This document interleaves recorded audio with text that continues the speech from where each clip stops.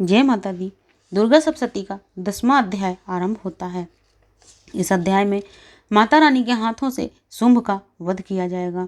महर्षि मेधा कहते हैं, हे राजन, अपने प्राणों के समान प्यारे भाई को मरा हुआ तथा सेना को नष्ट हुआ देखकर क्रोध में भरकर दैत्यराज शुंभ कहने लगा, हे दुर्गे, तू बल के अभिमान में आकर घमंड मत दिखा, क्योंकि तू दूसरों के बल पर लड़ रही है। देवी ने कहा, हे दुष्ट, देख, मैं तो अकेली ही हूँ। इस संसार में मेरे सिवा दूसरी कौन है? ये सब मेरी ही शक्तियां हैं। देख, अब ये सब मुझ में ही प्रवेश कर रही हैं। इसके पश्चात ब्रह्माणी आदि सभी देवियां उन देवी के शरीर में लीन हो गईं और देवी अकेली रह गईं। तब देवी ने कहा, मैं अपनी सर्वशक्ति से यहाँ पर अनेक रूपों में उपस्थित हुई थी। उन सब रूपों को अब मैंने समेट लिया है। अब अकेली ही यहाँ पर खड़ी हूँ, तुम भी यहीं पर ठहर जाओ। महर्षि मेधा ने कहा। तब देवताओं और दैत्यों के देखते ही देखते देवी तथा शुंभ में भयंकर युद्ध छिड़ गया। अंबिका देवी ने सैकड़ों दिव्य अस्त्र शस्त्र छोड़े तथा उधर असुर राज ने भी भयंकर अस्त्रों का प्रहार आरंभ कर दिया। देवी द्वारा छोड़े हुए सैकड़ों अस्त्र शस्त्रों को शुंभ ने अपने अस्त्र शस्त्रों से काट डाला। इसी प्रकार शुंभ ने जो अस्त्र छोड़े उनको देवी ने अपनी भयंकर हुंकार से खेल ही खेल में नष्ट कर दिया। असुर ने जब सैकड़ों बाण छोड़कर देवी को ढक दिया तो क्रोध में भरकर देवी ने अपने बाणों से उसका धनुष काट डाला। धनुष कट जाने पर दैत्यराज ने शक्ति चलाई, लेकिन देवी ने उसे भी काट कर गिरा दिया। फिर असुरेंद्र चमकती हुई ढाल और तलवार लेकर देवी की ओर दौड़ा, किंतु समीप पहुंचते ही देवी ने तीक्ष्ण बाणों से उसकी चमकती हुई ढाल और तलवार को भी काट डाला। फिर असुरराज शुंभ का घोड़ा मर गया, रथ टूट गया और सारथी भी मारा गया।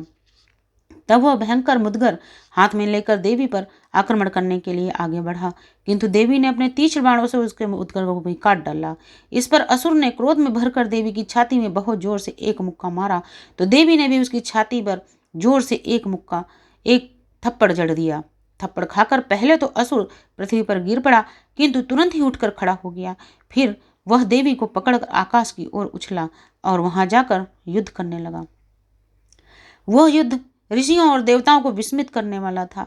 देवी आकाश में असुर के साथ बहुत देर तक युद्ध करती रही। फिर देवी ने उसे घुमाकर पृथ्वी पर पटक दिया। वह दुष्ट आत्मा असुर पुनः उठकर देवी को मारने के लिए दौड़ा।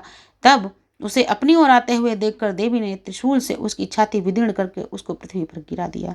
देवी के त्रिशूल से घायल होने पर उस असुर के प्राण पखेरु उड़ गए और उसके मरने पर समुद्र, द्वीप, पर्वत सहित समूची पृथ्वी कांपने लगी। उस दुष्ट के मरने से संपूर्ण जगत प्रसन्न और स्वस्थ हो गया तथा आकाश निर्मल हो गया। पहले जो उत्पात सूचक मेघ और उल्कापात होते थे वे सब शांत हो गए।